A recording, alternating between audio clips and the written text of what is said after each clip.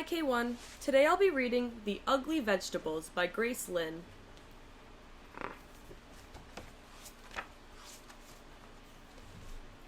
In the spring, I helped my mother start our garden. We used tall shovels to turn the grass upside down, and I saw pink worms wriggle around. It was hard work. When we stopped to rest, we saw that the neighbors were starting their gardens too. "Hello, Irma," my mother called to Mrs. Crumerine. Mrs. Crumerine was digging too. She was using a small shovel, one that fit in her hand. "Mommy," I asked, "why are we using such big shovels? Mrs. Crumerine has a small one." "Because our garden needs more digging," she said. I helped my mother plant the seeds, and we dragged the hose to the garden. "Hi, Linda. Hi, Mickey," I called to the Fitzgeralds. They were sprinkling water on their garden with green watering cans. "Mommy," I asked, "why are we using a hose? Linda and Mickey are using watering cans." "Because our garden needs more water," she said. Then my mother drew funny pictures on pieces of paper, and I stuck them in the garden. "Hello, Roseanne," my mother called across the street to Mrs. Angel Howe. "Mommy," I asked, "why are we sticking these papers in the garden? Mrs. Angel Howe has seed packages in her garden." "Because our garden is going to grow Chinese vegetables," she told me. "These are the names of the vegetables in Chinese, so I can tell which plants are growing where." One day I saw our garden growing. Little green stems that looked like grass had popped out from the ground. "Our garden's growing! Our garden's growing!" I yelled. I rushed over to the neighbors' gardens to see if theirs had grown. Their plants looked like little leaves. "Mommy," I asked, "why do our plants look like grass?" "The neighbors' plants look different because they are growing flowers," she said. "Why can't we grow flowers?" I asked. "These are better than flowers," she said. Soon all the neighbors' gardens were blooming. Up and down the street grew rainbows of flowers. The wind always smelled sweet, and butterflies and bees flew everywhere. Everyone's garden was beautiful, except for ours. Our garden was all dark green and ugly. "Why didn't we grow flowers?" I asked again.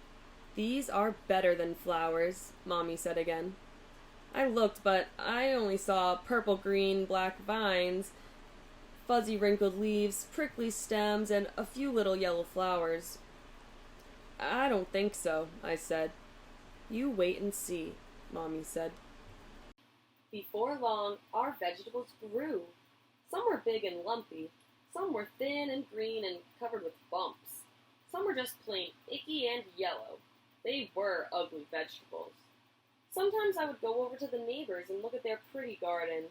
They would show the poppies and peonies and petunias to me, and I would feel sad that our garden wasn't as nice. One day my mother and I picked the vegetables from the garden. We filled a whole wheelbarrow full of them. We wheeled them to the kitchen. My mother washed them, took a big knife, and started to chop them. "Ay-yow," she said when she cut them. She had to use all her muscles. The vegetables were hard and tough. "This is a xiao hu gua," Mommy said, handing me a bumpy, curled vegetable. She pointed at the other vegetables. "This is shan kai." "That's a tong hao." I went outside to play. While I was playing catch with Mickey, a magical aroma filled the air. I saw the neighbors standing on their porches with their eyes closed, smelling the sky. They took deep breaths of air like they were trying to eat the smell. The wind carried it up and down the street. Even the bees and the butterflies seemed to smell the scent in the breeze. I smelled it too.